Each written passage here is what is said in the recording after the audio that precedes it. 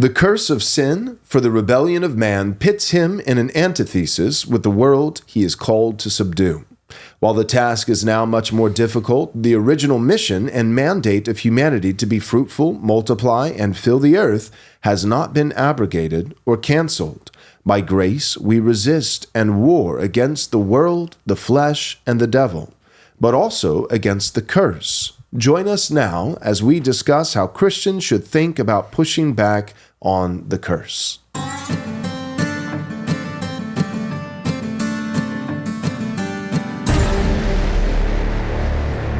All right. Well, welcome back to another Wednesday discussion. Really looking forward to this one. We'll hit some theological categories that are really important for having an understanding of Reformed theology, understanding man's mission, but then also practically applying it, as the title says, to things like Neuralink. How do we think about what Elon Musk is doing, putting chips in people's brains that are high-powered? And so to start off with, for a little bit of background, when we talk about the curse, we talk about Adam, we talk about man's mission.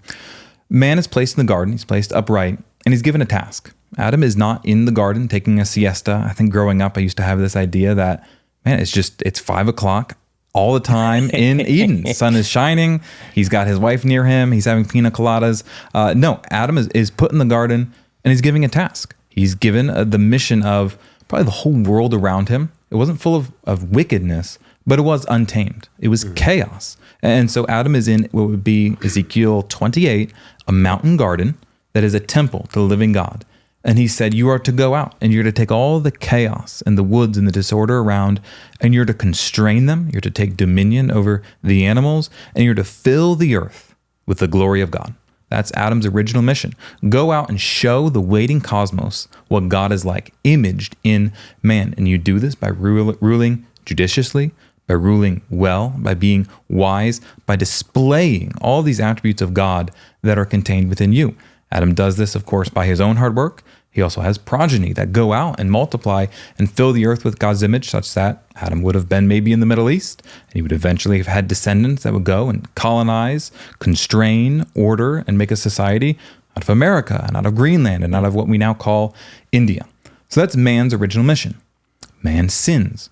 Eve eats of the fruit of the tree of knowledge of good and evil. She gives it to Adam, and God curses. He curses the earth. He curses Adam. He curses Eve, and he curses the serpent. And the curse for man was not that his mission is abrogated. The curse for man was not that you'll never complete what I told you to now do.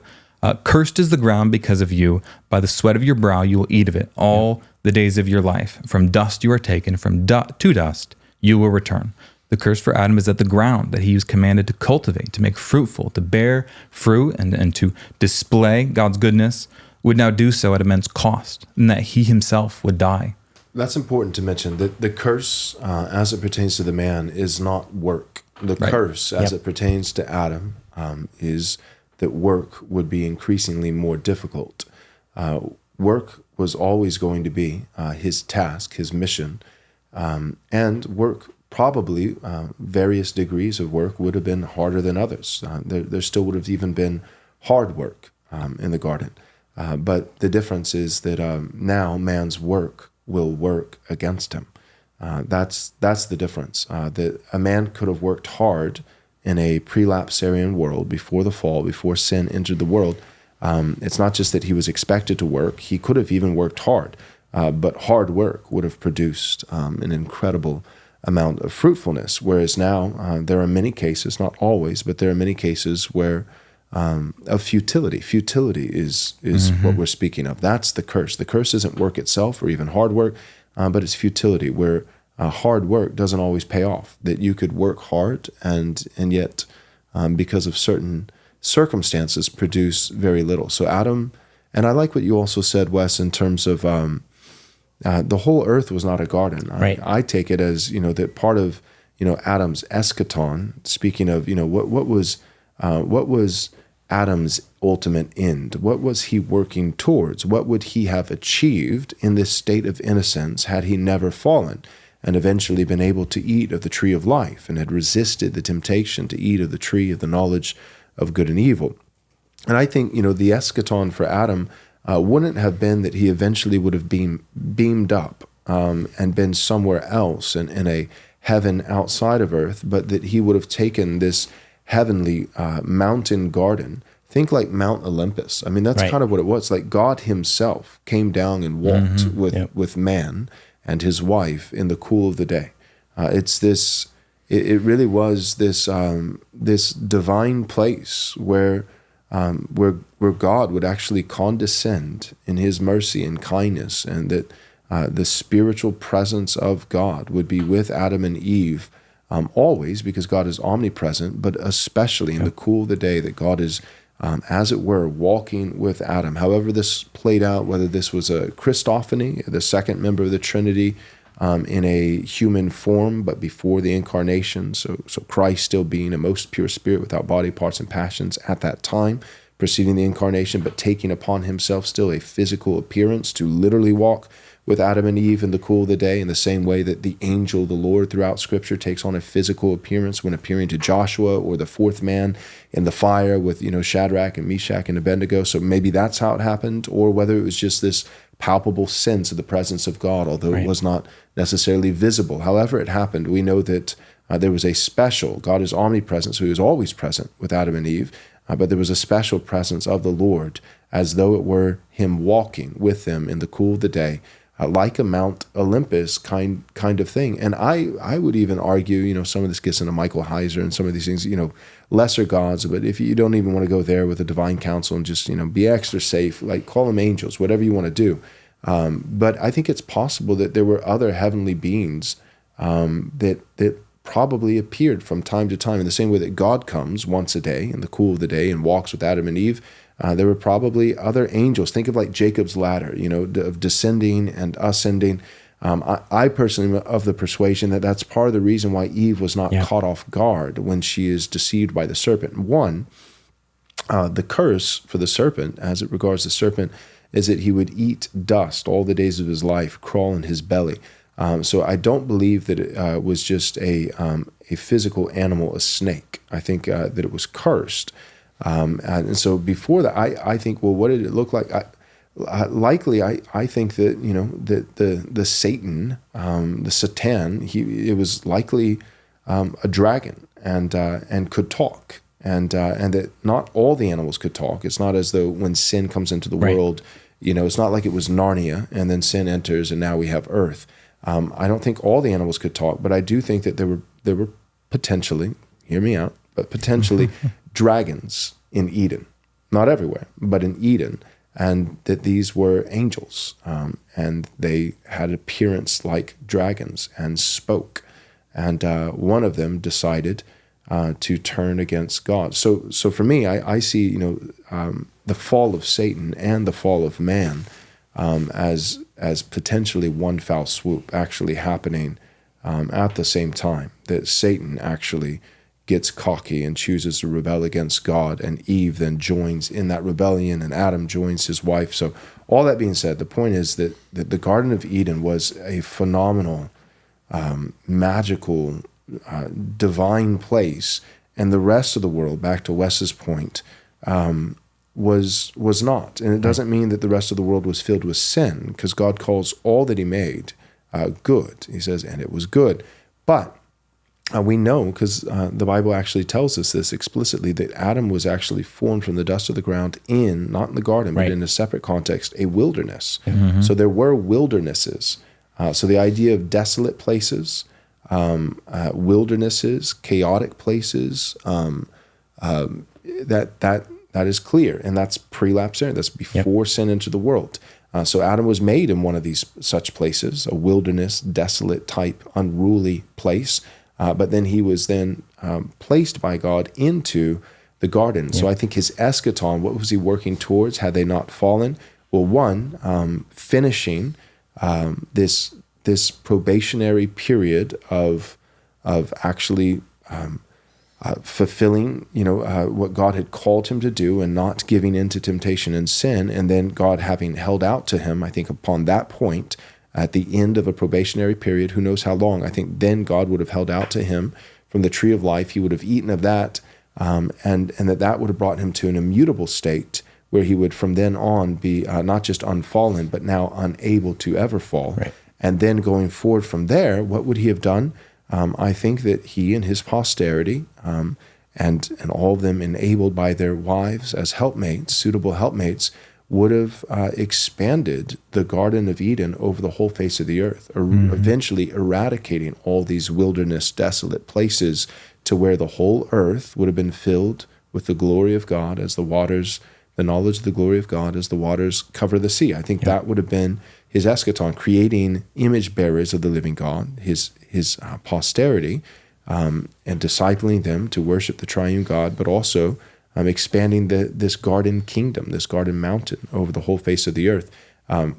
So all that being said, what would that entail? A lot of work, and really hard work. But it would have been work that worked rather than work where the work works against you. Because in Romans, it talks about how creation is groaning under the curse, right? And part of that is the creation itself knows it's not supposed to be producing thorns and thistles under the hand and direction of man's work, right? And so when man plants and the earth produces thistles and inhibits the prosperity and fruitfulness of what man is doing, the earth knows this is not what I'm supposed to be doing. Yeah. And there's a sense of where it's groaning and crying out because it itself, there's a sentience almost, like even the rocks cry out, right? There's a sentience where the earth knows that it, and Paul says is not because of the earth, but in the hope that the newness of life that was promised under this administration of grace, this age of grace, would be extended even to the earth, and it would be freed from that sense where everything that it's doing is twisted and turning contrary to the efforts of mankind rather than harmonizing with it.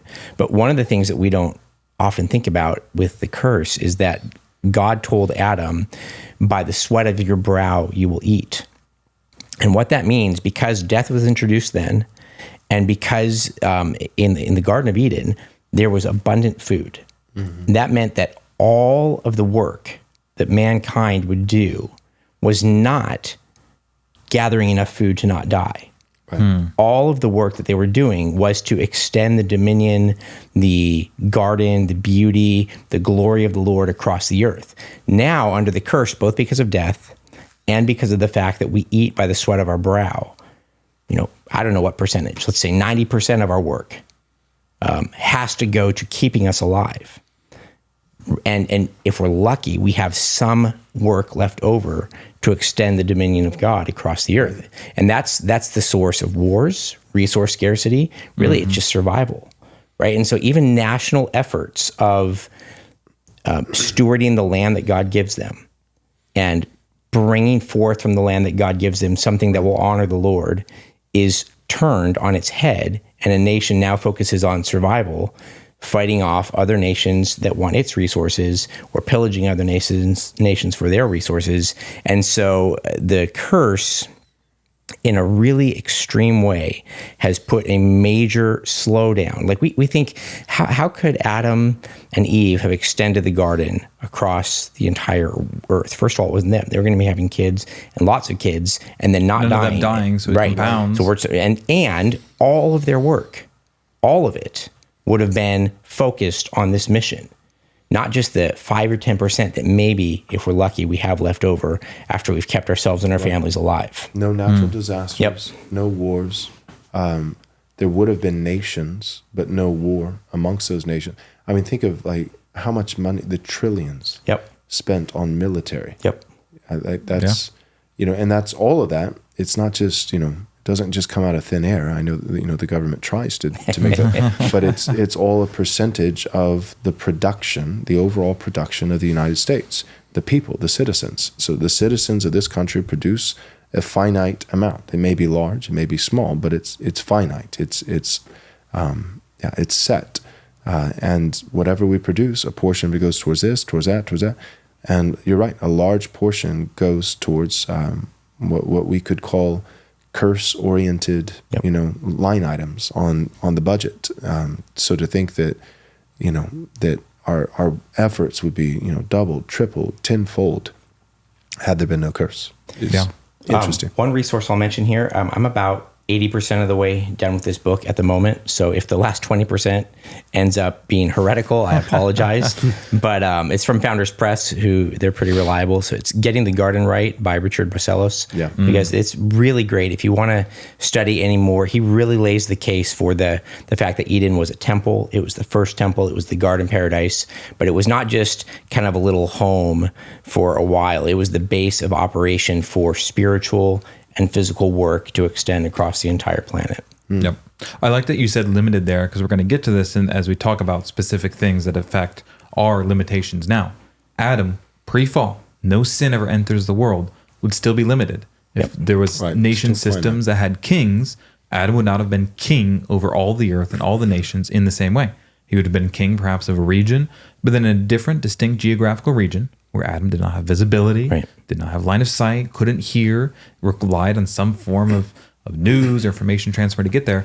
Someone else would have been king. And that king would have likely had kings underneath him, because individuals can only focus on so much. So Adam was not this disembodied spirit floating around that had all of this at his disposal, that had, I don't know, the force, so to speak, and that moving and uprooting trees and laying down pathways and putting up walls was just something that was easy for him. No, he really had to do those things. You talk about a dragon, defending against the dragon. That was one of the things he should have done. He failed, that he didn't protect his wife. A lot of the reformers, they actually held that Adam and his posterity, they would have killed animals to eat, and there would have been danger. Danger, obviously, from the serpent, the danger of heights, the danger of oxygen. These were real challenges that human beings, even before sin enters the world, would have had to navigate. They wouldn't have had to navigate sin. They wouldn't have had to navigate interpersonal relationships and the difficulty that comes there. But there was still much that they were up against. Psalm chapter 8. I just really want to get across. This is a glorious vision that God had for man. This was not a side project. So you do an ant farm for your kids, sets up an ant farm. Let's see what happens. Maybe this will be cool. Psalm chapter 8, verse 5, speaking of man, yet you have made him a little lower than the heavenly beings. The Septuagint renders it angels. In the original text, it would be God. Yet you have made him a little lower than the heavenly beings and crowned him with glory and honor. You have given him, that is man, dominion over the works of your hands. You have put all things under his feet, all sheep and oxen, and all the beasts of the field, the birds of heaven, and the fish of the sea, which pass along the paths of the seas. Adam had a glorious mission. He was the image of God, set out to the waiting virgin cosmos to show what God was like. And even in the fall, not all of that is lost. We'll get into the curse. We'll get into what that affects. We'll get into how he pushed back against it. But Adam was really given a glorious mission. And the key point is that that's not abrogated. So this mission for man was not canceled 8 days into it. Adam's given this task, go out and do it. He trips and falls. Oh, never mind. Pack it all up. Pull the first Adam, put the second Adam in. God had a plan in it. He's certainly predestined and foreordained for Christ to be the full and true and complete Adam in the second Adam sense. But that wasn't abrogated. Man still has this mission. Psalm chapter 8 is post-fall. David writing post-fall that even still, and Christ is cited in Hebrews chapter 1 of the psalm as well. So mankind, yes, but in a greater sense, Christ, still dominion over the earth, the image of God, and it's a glorious task. Right. Yeah, and that's Psalm 8 is speaking. The interpretation is both.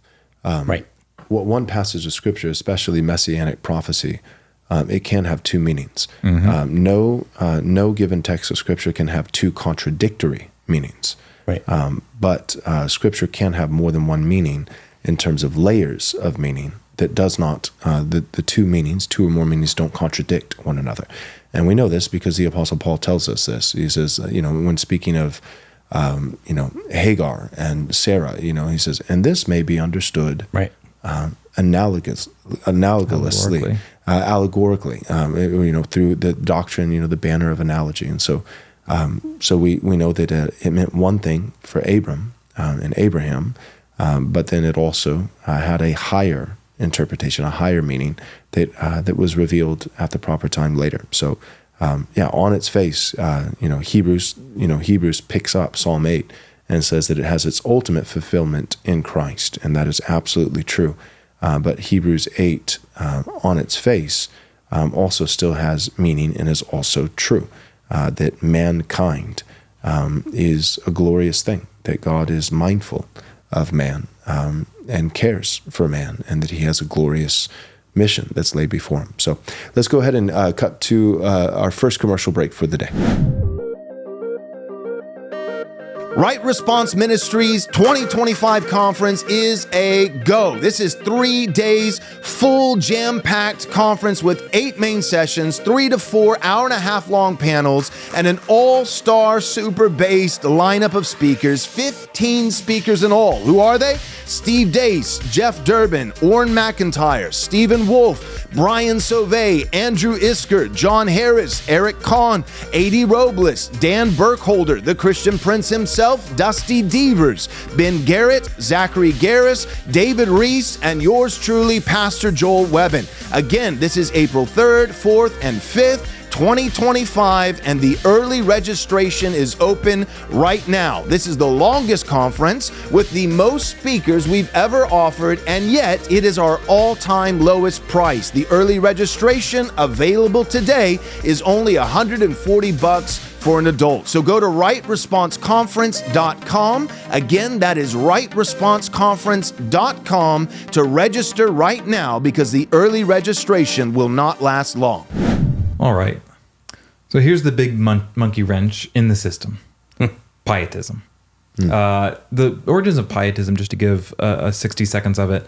So after the Reformation, there was a really big war. It's called the 30 Years' War. It resulted in some 8 million deaths. It was really terrible for all of Europe, and it was between Protestants and Catholics. So there's a really powerful Catholic family that wanted to maintain control over Protestant Germany, and Protestants that didn't want to have anything to do with it.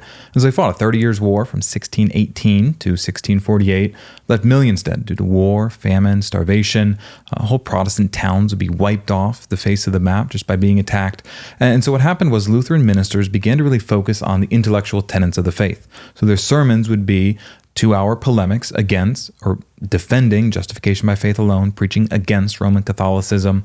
And there's a real emphasis on intellectual assent just to these certain points. Affirm this, affirm that, affirm this minute point of doctrine, as they battled and pushed back against the Catholic armies.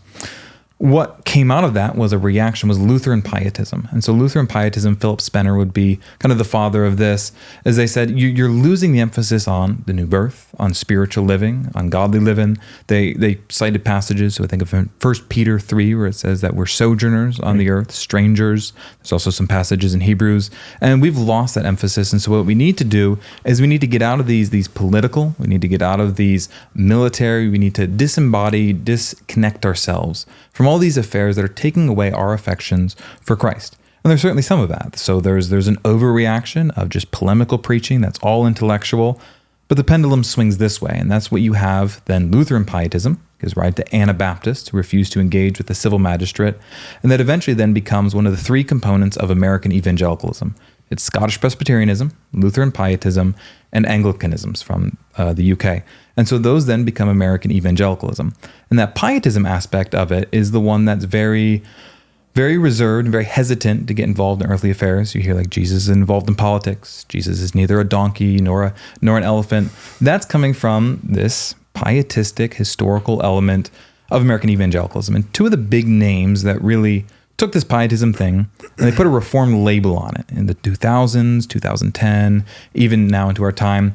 David Van Drunen and Michael Horton. So Michael Horton wrote Beyond Culture Wars, this idea of we need to get out of this culture war business. It's just back and forth, harms a Christian witness. We shouldn't have anything to do with it. And David Van Drunen, he's the academic side, so maybe you haven't heard of him, but I guarantee his thought has been something that you've encountered. He writes that in the same way, we shouldn't be involved in these things, that the common kingdom isn't our concern, that's governed by natural law. But also he says... the earthly kingdom. Yes, the common earthly kingdom is governed by natural law.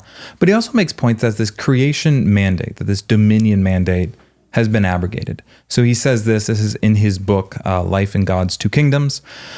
God does not call Christians to take up the original cultural mandate of Genesis 1, but calls them to obey the cultural mandate given in modified form to Noah and Genesis. The goal of this commission is not to provide a way to earn or attain new creation, but to foster temporary preservation of life and social order until the end of the present world. The idea being, we don't push back against the curse. We're just here as sojourners. We're just here as pilgrims. We don't strive against it. He says also this. He says that common grace preserves nature, and only special redemptive grace consummates it. That nature's end is not restored and perfected by grace, but that nature's end is merely preserved. It's merely awaiting the consummation of special grace. So there's a lot there, but Westminster Escondido, that's where Michael Horton and Van Druden and some of these guys are.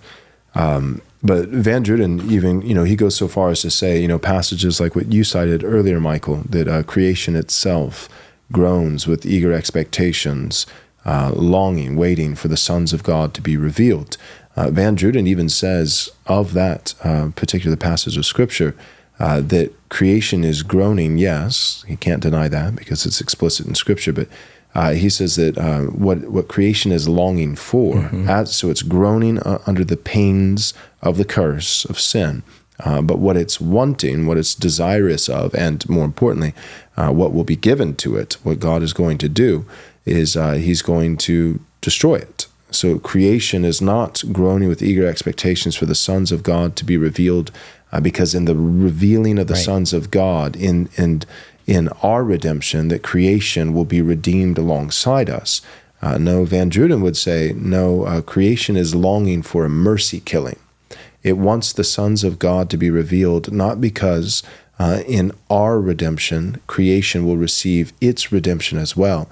No, in our redemption, creation will be taken out back behind the woodshed and put down. Right. And creation is so miserable under the curse and pains of sin that it's like an animal that's too far gone, that's been hit by a car, like a deer, and it's just kind of barely moving its head, and you can tell, it's like the most merciful thing that you can do at this point is if you carry, go ahead and pop it. If not, then put it in reverse and and hit it one more time, and then maybe take it home to the wife and kids and have some, some venison. But the point is that that's this, retarded two kingdom view. It's R2K. It's, it's radical two kingdom. They've kind of coined it and said, no, it's reformed two kingdom. Right. Don't let them have that. It's not reformed two kingdom. There is a classical two kingdom view that I actually don't prescribe to. I prescribe to a lot of it, but I actually would have some differences and be a little bit more Van Tillian in some of my thought, a little bit more Kuyperian, and I could be wrong. But I have the utmost sympathies and appreciation and respect because it is worthy of respect. Yeah. It is the Reformed traditional position of a classical two-kingdom position. That is not the position of Westminster Escondido. Right. It is not Reformed two-kingdomism. That would be classical two-kingdom. Theirs is radical two-kingdom. Or retarded two kingdom. You could use that word as well, but it is certainly, the R does not stand for reformed. So that is, and that you just have to understand, that is a whole different outlook on creation, on man's responsibility, on our mission, on the world, the universe, all these different things. The only thing that Van Druden actually believes, the only physical thing in all the created cosmos that will transcend from this life to the next is our physical bodies. And he affirms that because to not affirm that, you would be a heretic. That you have to. But he looks to, that's his goal. It's like, what is the absolute bottom line? And for everything else, it's all going to be burned up with fire, but not as a metaphor, and not speaking of, an old covenant, being done away with and wrapped up as a garment. No, he believes a whole, not one covenant being replaced by another, but this whole created physical cosmos in a literal annihilationist type sense will be burned up with fire. And then the big reason why we're talking about it is, okay, so how then shall we live? So what does that kind of view, what kind of impact, what fruit does that bear in the average Christian's life? Right. And what I would argue is you don't have to look far to find it. It's the fruit that we, it's the lion's share of fruit that we have in the evangelical church right now, which is what? We're sojourners. We're just passing through. We're foreigners. We're strangers. We're aliens. This world is not our home. This world is not my home. Not of this world. Bumper sticker. And there's really not a dang thing that we can do about it. The world is under a curse, and the curse will have the final say. But Jesus, he's not going to restore the world. He's not going to save the world. But he will come and he'll pluck us up out of it. In the proper time. It's weird. It's like you didn't think it could be done just when you think of covenant theology and you think of the Westminster Confession stuff. But Westminster Escondido has done it. God bless them. I didn't think it was possible, but they found a way to achieve the exact fruit of Anabaptist theology while being Presbyterians. Yep. So It's a hat trick. It's quite a feat. It's impressive. It is impressive. You have any thoughts, Michael? One of the ironies here, Wes, is if I remember my history correctly, it was actually some of the events of the 30 Years' War. Maybe it was before that, but there was a massacre of Protestants by Catholics, which was the turning point. There had been a concerted effort to get Martin Luther to agree with the doctrine of the lesser magistrate. And he had resisted and resisted and resisted. He had said, no, God sets, the king in authority. And there was a massacre it was thousands of Protestants who were massacred in one day by this Catholic army. And I wish I had thought I had to look up the name of the massacre, but it was that massacre, which is right in the context of the 30 Years' War, that finally convinced Luther, you know what? Maybe we do sometimes need to look to lower, because by his reasoning, the king of France was you cannot argue against him because he was the Lord's anointed. And even though he had massacred all these Protestants, he was nevertheless the Lord's anointed, and there can be no working in a political sense against him. And it was that conflict that led Luther to, towards the end, agree with the principle of the doctrine of the lesser magistrate. And it makes sense in this, in regards to the fact that none of us are doing theology in a vacuum. Yep. We're all a product of place and time. So when you think about it, just pan out 30,000 foot view. You don't have to be like a Luther historian, or expert on Martin Luther, to realize, okay, what was the Leviathan, the prime? There's always a few at any given moment. It's never as simple as just one. But what was one of the primary Leviathans, tyrants of Luther's day? Well, it wasn't necessarily a Caesar in the sphere of the state, but it was the Pope in the sphere of the church. That was his. He was on the run for his life because of the Pope, the abuses of the church. So he was ultimately and predominantly concerned about tyranny and abuses of power within the church. Yep. So he was all too comfortable early on in his life with combating the abuses of the Pope by finding refuge and protections, by bolstering up, giving even maybe too much power to the state in order to combat this, because there's two Leviathans here. Well, one wants to eat him and the other one doesn't. So what's he going to do? Well, he's going to, in his theology, he's going to put pen to paper and talk about how, well, this Leviathan is totally fine. And to go against the state is to go against God, and this, that, and the other, because it's, that's who's saving his life and protecting him from Rome, Roman Catholicism. But you're right. Later on, he started to see a little bit more clearly. But Luther is not, God bless him forever. He was no trifle, but he was probably not the best for political theology. Right. I want to get into... Sorry, one other thing. A name that people may have heard, and it's been 5 or 6 years since I read this book, but I'm pretty sure in Kevin DeYoung's book, What is the Mission of the Church? He's arguing against the social justice push in the church, but I'm pretty sure in that book he articulates the same thing, that the church is merely called to watch and wait and to bear witness to the coming Christ. Right. And he's arguing against social justice, which I'm all for, but I'm pretty sure I remember him going as far as saying the church really has no business establishing true justice on the earth. And to some degree, he's right, but Christians certainly do. Right. And this idea that it's where we conflate the church and Christians and the mission of what Christians are supposed to do in the world with what the church is supposed to do, we have to be careful with our language here. Yep. Because I wouldn't, in principle, disagree with DeYoung on that point. But to make that point and not to follow it up with, however, God has called Christians to be involved in the total restoration of beating back the curse, which was, I think of the conversation we had a couple weeks ago about healthcare and how early Christians believed that salvation was a total salvation, and that when we heal the body, we are pointing forward to the ultimate healing in the body that will happen at the resurrection. That has been ingrained in the church from very early on. The idea that the gospel has a tangible application in providing healing to people. And certainly, I think one of the points we want to make in this podcast is that the gospel that Christians carry to the nations has application in beating back many, many of the areas of the curse as well. Yeah. I just want to add 4 quotes and then get into some specifics, because this is not Retarded 2 Kingdom. It's not the Reformed tradition. So, this is even Aquinas. Grace does not destroy nature, but perfects it. Herman Vistius, grace supposes nature, which it perfects. Francis Turretin, grace does not destroy nature, but makes it perfect. Herman Bavinck, grace restores nature and takes it to its highest pinnacle.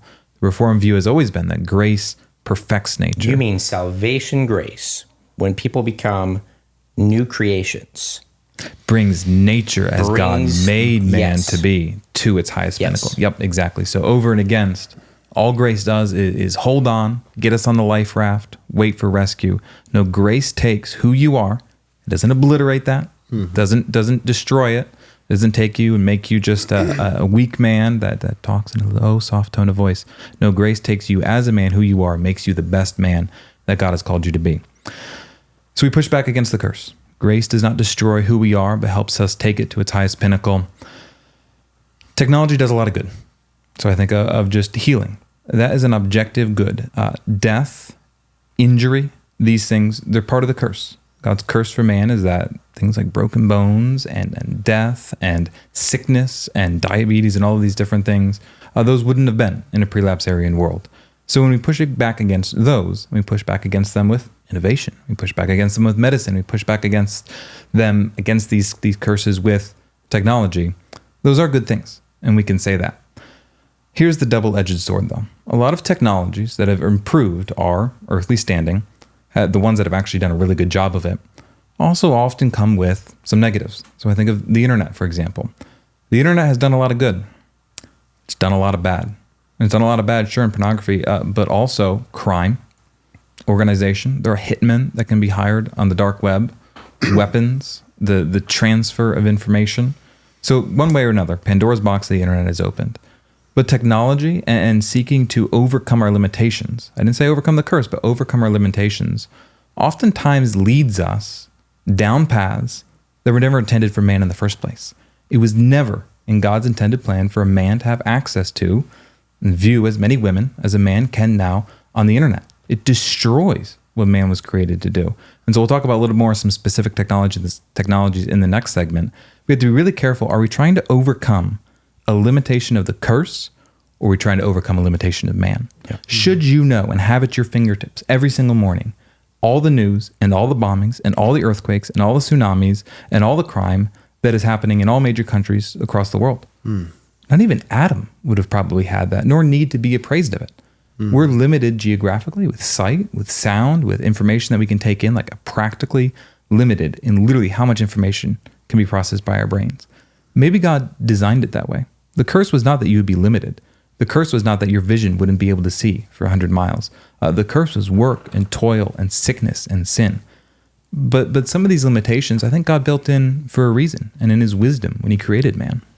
Yeah, what you're getting at is the distinction between the two categories of finitude and fallenness. Yes. Right. So fallenness is something that we want, by the grace of God, to push back on.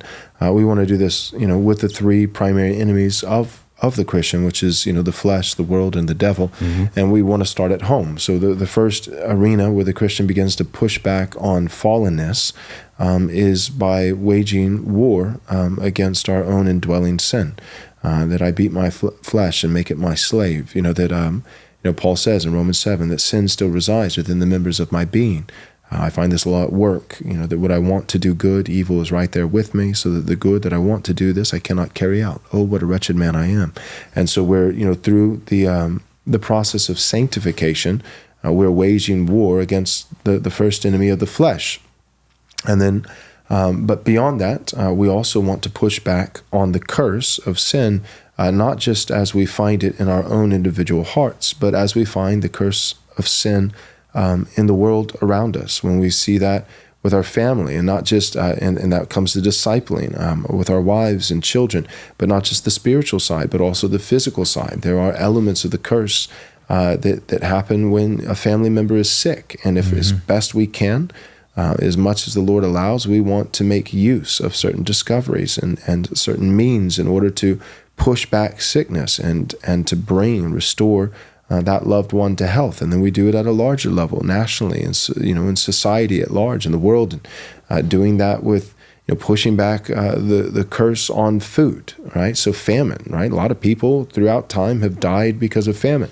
And so, so how can we stop that? How can we stop locusts from eating, 3/4 of our crop, to where this year we just don't have food, and, and most of our people are going to die? Or how can we actually harvest more, And so in doing that, you're pushing back on the curse at every level. You're pushing back on the curse that is upon nature. But there are times where the pushback is going beyond restoring nature and including ourselves at every level, physical, spiritual, emotional. There's a certain level where we're pushing back on the curse that's upon nature, and I'm including ourselves as natural in this category of nature. There's a certain point where you're pushing back that curse, and then there's a certain point where you're trying to make man something more than man. There's a difference in I want restored man. It's different to say I want to see man restored rather than saying I want to see man to become God. Man was never intended to be God, and so fallenness is a curse. Finitude is not. Man was always going to be finite. Adam, pre-sin, was always going to be finite. He wasn't omniscient. He didn't know all things, and it's not particularly healthy for us to know everything that's going on. Like Wes said, everywhere else, like everybody, getting upset about, all the Ukraine flags in people's bios on social media. Now it's like, I support the latest thing. Now it's the Israel flag. And here's an idea. I don't support terrorists in Hamas. I also don't support sodomite Israel. I don't support either of them. So I also happen to be like thousands of miles away. I'd like to see the billions of dollars that people work hard to earn in our nation actually go towards our nation, like stopping a military-aged invasion of our southern border instead of invasions of another country on the other side of the world that is not our greatest ally.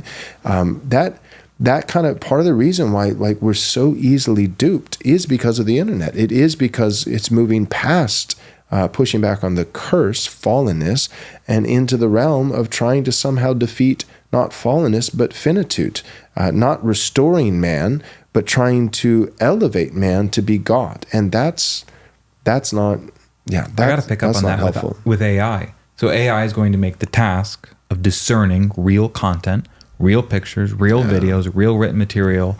They're going to make it real hard. It's going to make it real hard, almost impossible. And maybe that's because man is not meant to be able to generate a novel based on a dream he had last night, the work done by someone else. Maybe we shouldn't be able to just create images of, a dolphin flipping over a Burger King.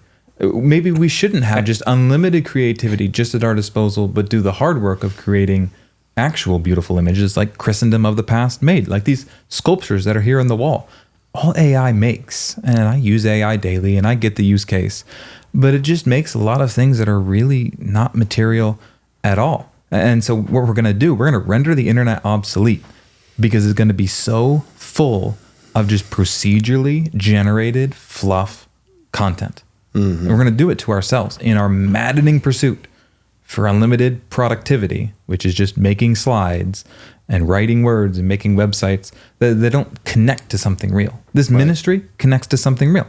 We're in a real building. We have a real conference. When the advice we give is always to terminate in the practical, it has a real, practical, tangible, part of physical use. A real church. Part of a real church. Not in the metaverse, as it turns out. Real bread, real water, real word. Right. Yeah.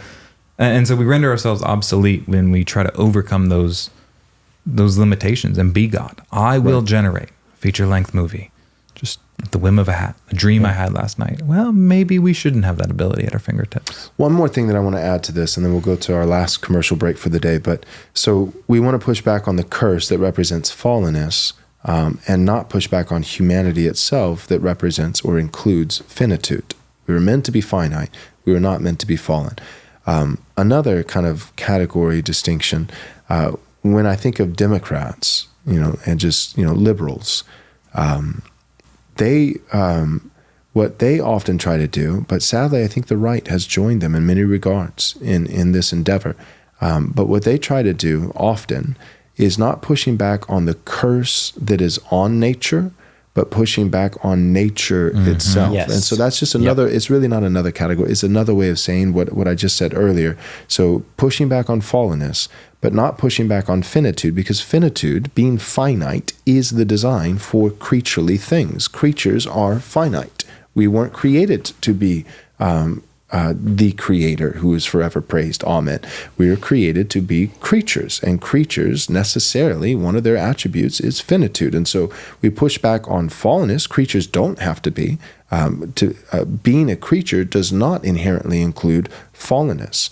But it does inherently, necessarily include finitude. Well, likewise, as we're pushing back on fallenness, we need to make sure that we're pushing back on the curse that is upon nature and not pushing back on nature itself. And technology often crosses that line. To where it's one thing to push back on famine, right? It's one thing to push back on droughts. It's one, but there's a certain point where it's like, okay, I'm pushing back on droughts so that people don't starve, so that we can grow food, or I'm pushing back on locusts, right? Okay, but what means are you using to push back on that? Are we spraying toxic chemicals in the sky to accumulate clouds?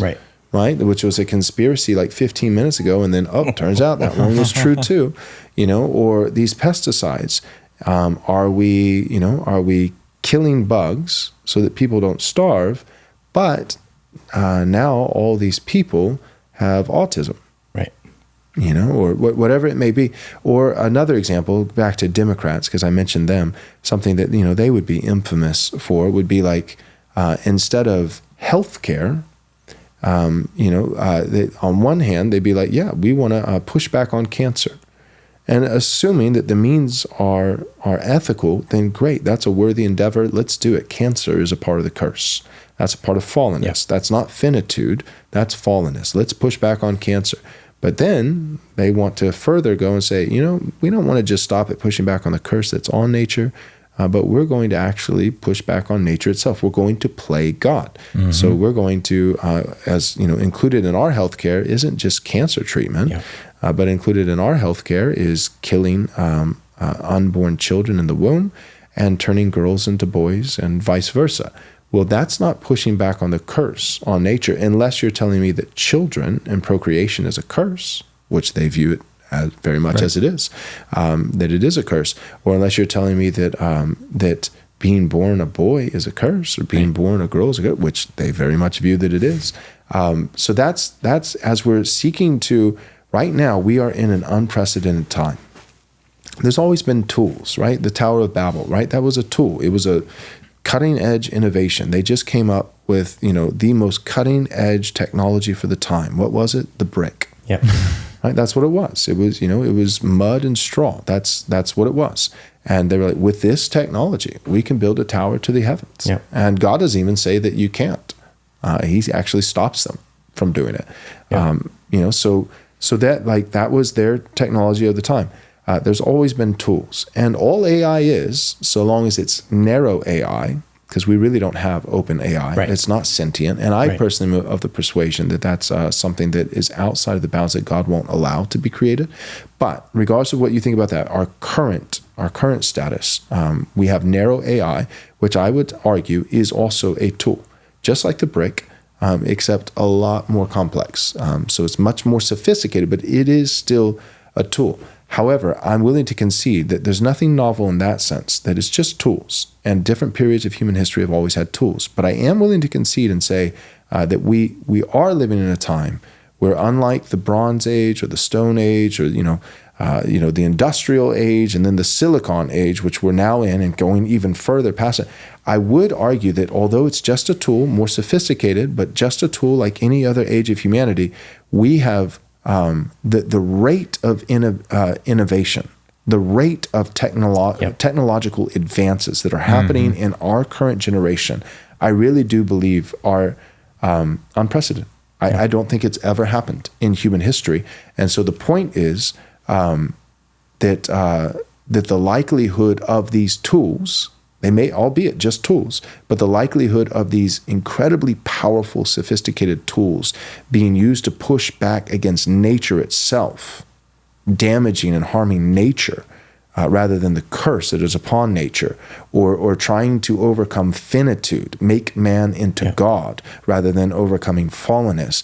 That likelihood of sophisticated, powerful tools being abused and hurting nature itself rather than the curse, and trying to eradicate finitude itself, which is actually a good thing rather than fallenness, I think that's at an all-time high, that likelihood. And so for us to have this conversation, for Christians to be wary, for them to look at something like Neuralink, which we'll talk about in our final segment after this last commercial, but for them to look at Neuralink and say, man, it could maybe make a guy walk who's a paraplegic. It could maybe make a guy see who's blind. And that is a curse on nature. But also, it's unprecedented, and it could maybe also take over his brain, or with the power of thought, he could be looking at porn 24/7 and curating wet dreams at night when he said, that should probably also be considered.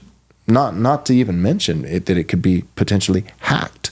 What if everybody has Neuralink one day, and then, Elon just decides, or by that point, let's be honest, like the government would have taken it from him.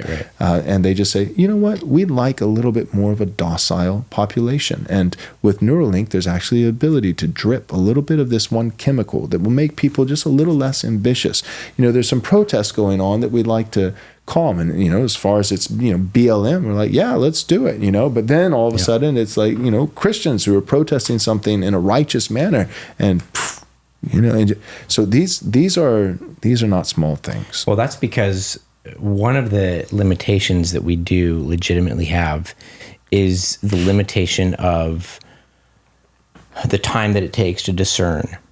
And regardless of how discerning you are, and Joel, you're pretty discerning, but it still takes contemplation. And when we're talking about societal level changes, it takes, number one, a society who's willing to do the work of thinking. And number two, it does take time to consider, will this technological rollout, this technological innovation, will it be good? Will it be bad? Will it be on the net? Will it be positive or benefit? Will it lead to great atrocity? Can we find a way to limit it so we can turn it towards good? That's one of the limitations that we have as humanity. And so the rate of change that you're talking about is something we need to at least reckon with. Previous technological revolutions span generations. And now we're getting multiple within one generation. Yes. Right. And so I sympathize. I'm one of the parents who, the kids are going on from one thing to the next, to the next, to the next, and it's very difficult to keep up. And that's just one of the limitations that God put on us as society that we have to be honest about. Yep. All right, let's go to our last commercial of the day. Are you a Christian struggling to find companies that align with your values and beliefs? Well, then Squirrely Joe's has you covered for all your coffee needs. All of their coffee is hand-selected and roasted fresh every day by a family of fellow believers. Try them out and you'll savor exceptional coffee while knowing that your investment supports a company committed to following God's teachings and upholding truth and righteousness, ensuring that your hard-earned money contributes to the growth of God's kingdom. Stop giving your hard-earned dollars to pagans who support evil. Right Response listeners have access to an exclusive deal. Your first bag of coffee is free. All you have to do is cover the shipping. So head on over to squirrelyjoes.com/right response. Again, that's squirrelyjoes.com/right response to claim your first free bag of coffee today. At Private Family Banking, our mission is to help you set up your own privatized banking system so that you can prosper and pass along tax-free wealth to the next generation and teach them to be financially responsible with that wealth. Your system will guarantee positive and continuous growth of your money, income tax protected for the rest of your life and beyond. Additionally, you will create a pool of capital that can be used to grow additional wealth using the same money in more than one place at the same time.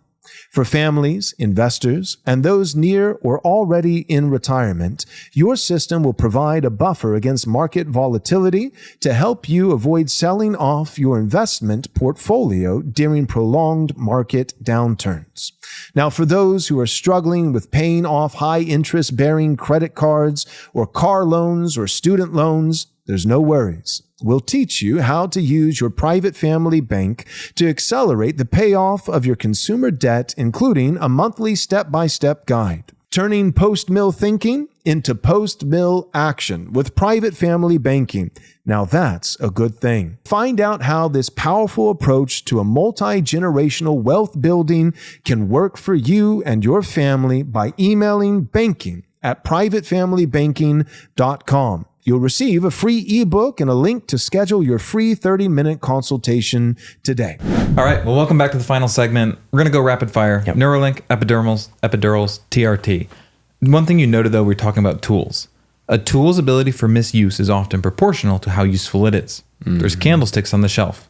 There are no crowds worried about the misuse of candlesticks. It's helpful. Yeah, hold up a candle if you have one. But the misuse factor is pretty low. And so we're developing... Unless it's the game Clue. Right. Where it's Unless- literally one of the weapons listed that you That can is murder true. someone with. Go ahead. Sorry. Yep. So we have these tools. They're becoming more and more powerful. I'm going to give it a good example because it emphasizes, when used well, pushing back against the curse and not nature. And that's TRT, which stands for testosterone replacement therapy. So if you're a man, you need to be testosterone maxing. Testosterone, it's all aspects of a man's quality of health. Right. It's his energy, it's his drive, it's his recovery, it's his sleep, it's his libido. Everything that is good about man is good for men to be driven. It's good for men to get good sleep. It's good for men to be strong. It's good for recovery. All of those things are mediated at some level with other factors by your testosterone level. Testosterone goes down with age, which increases your propensity to broken bones, your ability to not recover as well, your ability to not build muscle mass. So you have men that they have testosterone, and it begins to go down as they age. And now developed is something called TRT, testosterone replacement therapy, via injection, where they can raise those levels to a level that would be pretty high for someone 40, 50, back to the level of a 20-year-old. And objectively, it does improve your health. So now here's the difference. A 20-year-old man says, I want to be jacked. I just want to be huge. And he says, I'm gonna take this. My levels are already normal. I'm not experiencing the decline of age. I'm not nearing death. My bones are not brittle and broken. But I want to transcend the limit that I should have for being muscle bound. And so I'm going to take this. Well, actually, it takes men that do it during the childbearing years and makes them sterile until they get off of it. So you push back against the nature of man, which is to have kids, in pursuit of an end that is not manly. But if you're 45 and you're truly done having kids, it's impossible now, and your levels are lower than they would be on average. That's a result of the curse. That's a result of sin entering the world. There's a huge difference between that. So notice the distinction. 20 years old, I want to overcome the limitations of lifting, weightlifting, recovery, all of that at the cost of what God made me to do. Versus over here, I'm pushing back not against the way God made me, but against the effects of the curse of sin. That's a valid category for you to talk with your doctor and say, I've gotten it tested. I'm here in my 40s. I no longer am able to have any kids. I think this would really help me be more productive, be more energetic, sleep better, recover better, and be better able to take care of my body, to be around for my grandkids, to be around for my great-grandkids, etc. No, that's good. Let's talk about Neuralink. So Neuralink. I have my degree in neuroscience, by the way, so I am qualified to talk about this a little bit. Some of our... That's your degree? Neuroscience? Neuroscience and behavior. That was my bachelor's. Where did you do that at? Columbia University. Nice. Small little community college. No, I have my degree in this. Sometimes when it comes to human malfunctions, so walking, vision, sometimes it's literally in the legs. Your nerves are crushed by an accident. That's not the problem of the brain sending signals to the legs to tell them to walk. There is no nerve there. There's no muscle there to innervate and activate. So sometimes the problem is not the brain, but down here. But sometimes the problem is the brain because of trauma, because of things that happen, because of birth defects. Everything's working. There's a muscle there, there's bone, there's leg, that all can be moved, but the brain itself fails to actually send the signal down the spinal cord. And so Elon Musk's Neuralink company, himself, he's not the CEO, but he is on the board of it, is aimed at a brain implant that can selectively activate certain regions, stimulate certain regions to produce effects that the brain otherwise can't produce. So it can't send that signal to the legs to walk. Very complicated. They're in their first human trial. It also enables other things you were talking about earlier. Individuals can control a cursor on a screen using their brain. And some guy just win a Mario Kart game against his friends with Neuralink. Oh, really? I'm pretty sure, yeah. That's awesome. Yeah. Well, it's innovative. It's interesting. Yeah, so you have this technology, but Musk has also said that it has the potential, that the pleasure that it could induce by being able to selectively target, flood with dopamine certain sections of your brain, its ability to do that could create pleasure that would surpass any drug. We've talked about the problem of pornography and the internet. And so you have a tool that can make people walk. But my goodness, you have a tool, like you mentioned earlier, that can be abused. And here's my warning. At what point, as the technology gets more and more integrated with us, are we going to say enough? Man's goal is not to be replaced by cyborgs. We are still going to be human. That is what it means to be human, is to maintain the faculties God has given us. But first it was photographs, then it was movies, then it was a TV in your home, but it was really big and really unmovable, so you just had it in the living room. And then we had 24-hour television, and then televisions got smaller. And then we had the computer, but it wasn't laptops, so it had to stay at a desk. And then it was laptops, and then it was a cell phone. And now it's a wearable on your wrist, and now it's come up to your eyes, and now it's even wanting to go all the way into your brain. At what point are Christians going to say, we don't actually need all of these things? They provide some benefits. They help with some of our finitude, which can be good. There's nothing necessarily wrong with knowing more things at a certain level. But at what point are Christians going to say, I don't actually need this to be presented mature in Christ? Maybe I'm not able to walk as well. Maybe I'm not able to see as well. Maybe I'm not able to live to 150. But that's okay. But I don't necessarily need this. That's more an open question. That's something I've been thinking through. Would I really want to somehow live till 150 just on a concoction of chemicals and mechanical devices and stimulants? Would I really want that? It depends or maybe how could I healthy you accept? Right? Yeah, now? it depends on if it's a viable, fruitful life still at that point, or if you're Joe Biden. Right. Right. No, those are good questions raised, Wes. That's really thoughtful. Well, you got anything, Michael, on that? I don't know. I think that a couple of months ago, I was having a couple of conversations with some of the guys in our church, and it's actually something that, Lord willing, when I have some time, I'd like to do a deep dive on at some point. But the question of what is it to be human, right? And in this case, the question was, are we tripart or two parts, body and spirit, or body, soul, and spirit? And this is a question that has been asked before. The Reformers talked about it quite a bit. Charles Hodge and a lot of the Reformers came down on the side that we are two parts, or body and spirit. But I think that the question of what it is to be human needs to be asked and answered in our time. And I'm not saying right now I have the answer to this, but how are we going to know when we are pushing past legitimate limitations? And how are we going to know when we are simply improving on something that God gave us, like glasses, to see further, right? And even, you could say, well, glasses are corrective. What about binoculars that help healthy eyes see telescopes? Further? Telescopes, exactly. And so really it goes back to the theme that we've been talking about. Space is fake and gay. Telescopes aren't real. There we go. It goes back to the question that we've been kind of hovering around for a couple of weeks now of the telos of things. And in my opinion, the answer to some of the questions that we're asking about Neuralink or testosterone or AI, these sorts of things, really boils down to what is the telos? What is it to be a human? What is the purpose of a human? What are the good natural limitations that God gave to humans that we ought not cross? Right. And I don't think that we're living in a particular moment in history where we necessarily have the most credible and qualified people to answer that question. That's true. So to answer the question of where am I pushing back on fallenness versus finitude, pushing back on the curse on nature versus pushing back on nature itself, you're exactly right. The only way to answer that question is to know what is man for. Yes. So you have to be able to speak to the actual purpose of man, which means that the ones who are going to hold in check the innovators and the people in technology are going to be the theologians and the philosophers, of which we currently have none. That's right. Like, I was thinking about this today. I was just, and I'm not talking about, I wasn't like scrolling through and reading posts by Joe Biden, or Nancy Pelosi. I was just looking at Reformed Twitter. And it was just overwhelming. And overwhelming. And I'm not even trying to, pat myself on the back here, because I'm not impressive. I did not go to Columbia. Wes is pretty impressive. Yeah. Michael, you in your own right, you're pretty impressive. The reason I seem impressive is because all you need currently in the Reformed evangelical world to stand out is an IQ of about 85 and just a little bit of testosterone if you're a man. Yeah. Seriously, the bar is so low. I was looking at Reformed Twitter and I thought,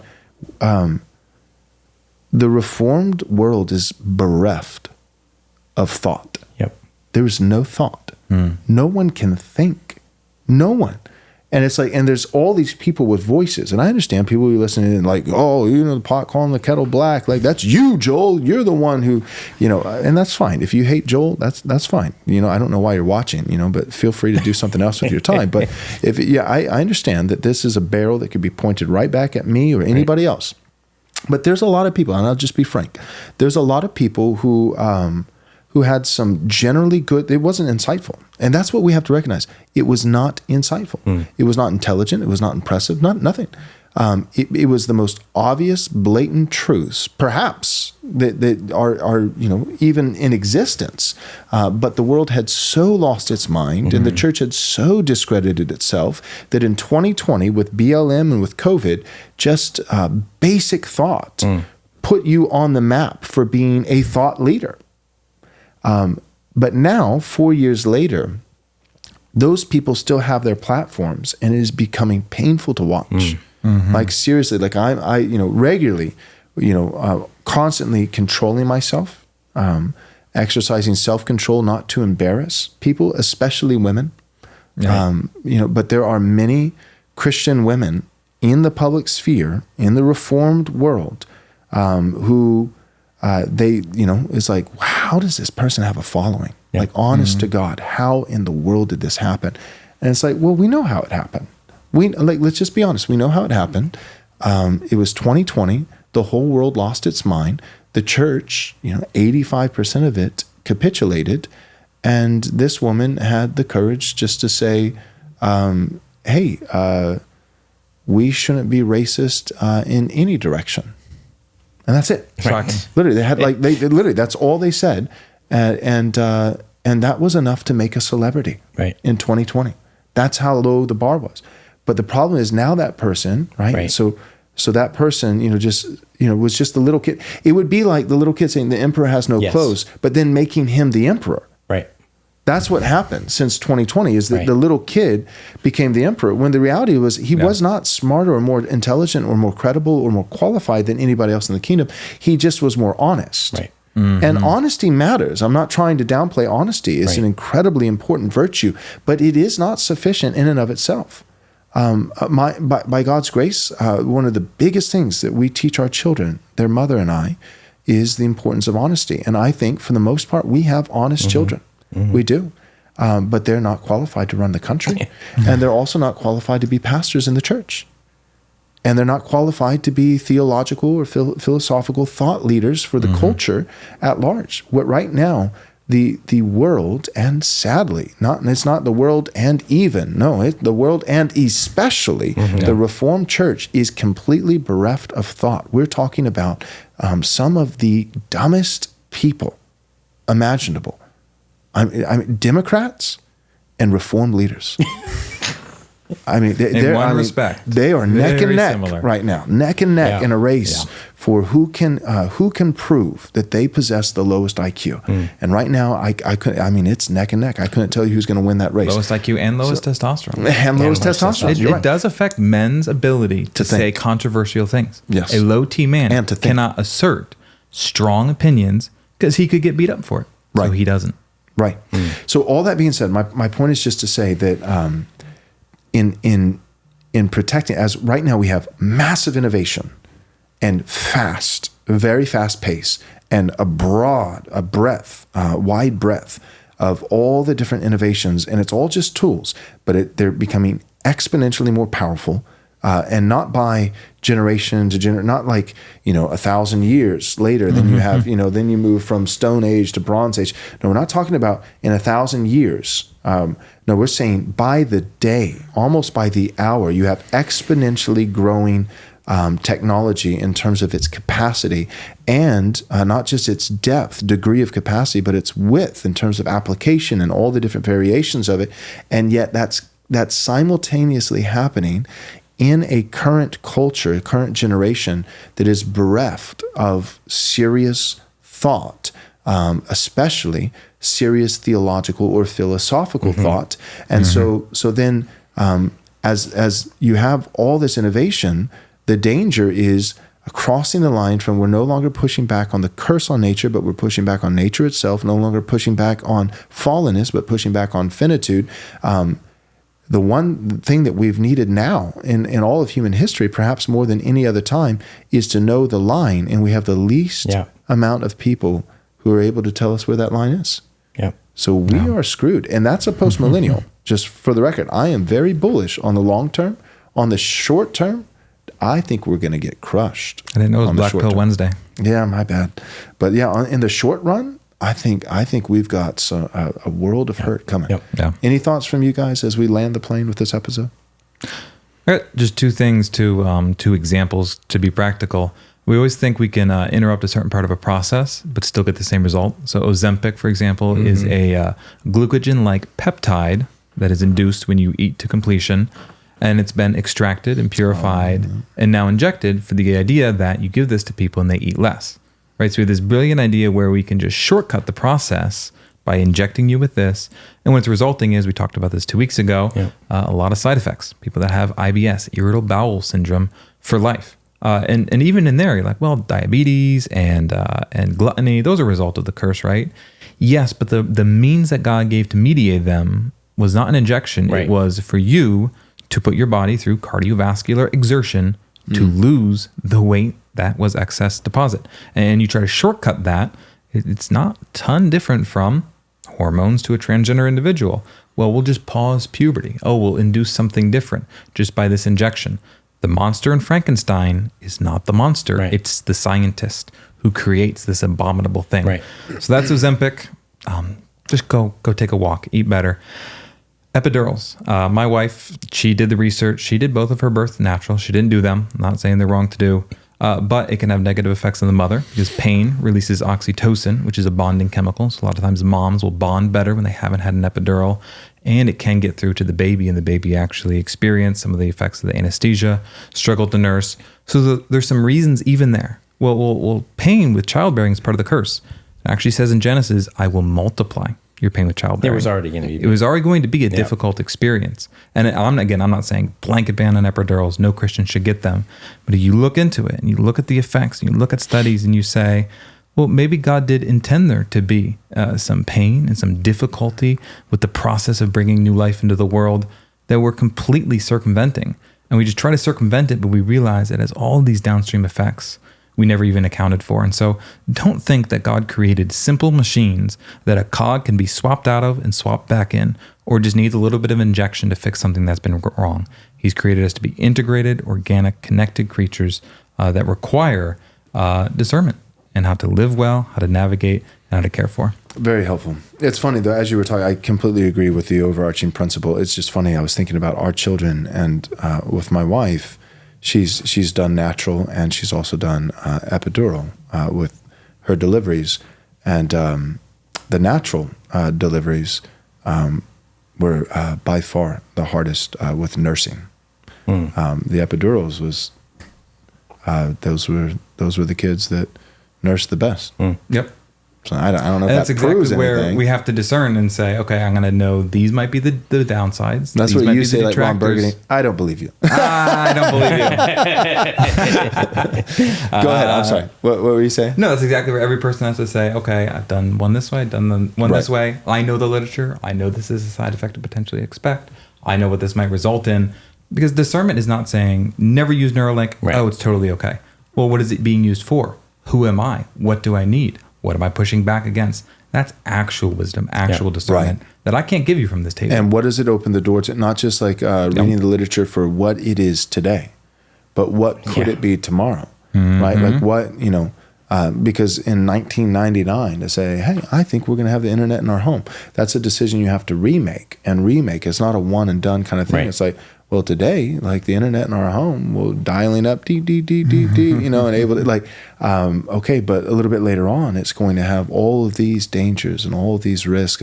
And that's the thing with Neuralink, when you're putting something in your body, it's not just I've read the literature and what it is today. Well, today it will help me see and overcome blindness, or today it may help me walk. But it's also, what does this technology implanted in my skull allow for guys who maybe don't have such benevolent intentions? If they ever were to control this, what does it allow? I mean, it's like the Oppenheimer kind of thing, like wrestling with the ethics of did I just save the world or destroy it? And one of the things that is concerning is that we as a people are seemingly determined to get rid of any guardrails. Right? You think about the quote unquote vaccine safety protocol that is supposed to fence in any new vaccine releases. Well, it was just completely arbitrarily dismissed when we went through COVID. And so that was theoretically something that's supposed to take, like when the question about the vaccines was being debated initially, I thought, we're not going to have to worry about this because the protocols require that it can't even be mandated for 5-7 years, something like that. Nope. Immediately they're going to be mandated. And so that's... But the Constitution protected us from that, right? Yes. Thank goodness. That's to your point, Joel. And my conservative governor. We seem less interested in discerning, and it's just production, new, better, faster, more information. We've spent so much time asking what we can do that we're not asking the question what we should and no one wants to ask that question. What should we do? Just because you can do something doesn't mean you should. The men's health clinic would give any 20-year-old man who walks in there and complains of this, that, or the other, testosterone. He would. You could go get it. So it's not a question of will they let me, and if they let me, I definitely need it. You have to do the thinking yourself. All right. Well, that's today's episode. Thank you guys so much for tuning in, and we hope to see you again soon.